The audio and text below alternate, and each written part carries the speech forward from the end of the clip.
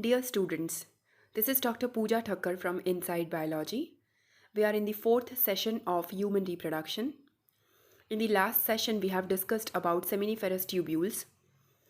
In this particular section, we are discussing about Redeye testes, Epididymis, Vas Deferens, and Penis. So, the overall ductal system of a male. Redeye testes, as you can see in this particular diagram,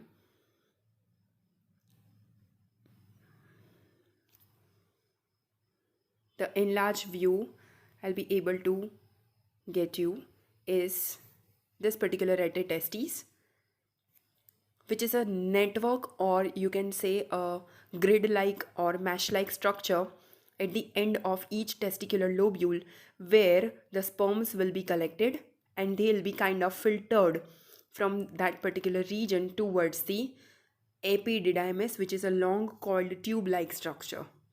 So Redeye testes is a network of tubules, is a grid-like mesh which is serving as the opening of seminiferous tubule for the transportation of sperms toward the epididymis using small tubular network called vasa efferentia. In the figure, you will be able to notice the label as efferent ductals, or it can also be considered as vasa efferentia.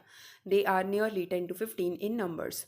Now the next is a long coiled tube-like structure which is present in pair on both the testes for the storage and maturation of sperm, which is termed as epididymis. The head is the enlarged and bulky portion. Likewise, in the middle section, you will be notice the little convoluted structures, and at the end or at the tail of the epididymis, as in this particular structure, is a very less coiling, as that epididymis will lead to form vas deferens. Here in the epididymis, the sperm stores for nearly 6 weeks and they become more motile as well as more mature. After that, the epididymis continues as vas deferens, as I already told.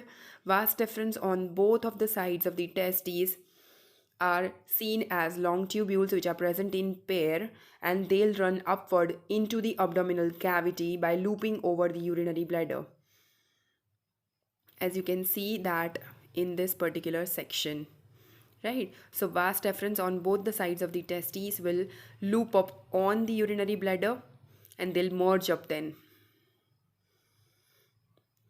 So both the vas deferens from the respective sides meet together into the urethra from the urinary bladder and fuses together to form a common duct which is called ejaculatory duct. That ejaculatory duct meets secretion of prostate gland as well as bulbourethral gland, and at the end that will get extended into the penis. Now in the penis, that particular tubular structure is called penile urethra. Penis is a male external genital organ, or it can also be termed as genitalia. Has 3 parts: root, body, and glans penis. Glans penis is the topmost portion or the outermost end, which is having nerve endings, you can say nerve endings for sexual excitement of a male, and that is covered by a loose fold of skin called prepuce or foreskin. You can see the diagram in which the penis has been labeled as well as glans penis has been labeled, which is the topmost portion, which will lead to movement of sperms outside the male person, right? Okay, so penis is basically containing cylindrical mass of contractile tissues, or you can also say erectile tissues, that has been seen in the diagram, and they are also having nerve endings. So it is inside containing penile urethra as a common passage for both the urine as well as sperms, and thus it is also called as the organ of copulation or sex through the external opening called urethral meatus. So urethral meatus is a small pore-like structure which will lead to expel out the sperms outside the male person. Fine. So overall ductal system in this particular section we have discussed, that is retitestis, vasa efferentia, epididymis, vas deferens, ejaculatory duct, and penile urethra.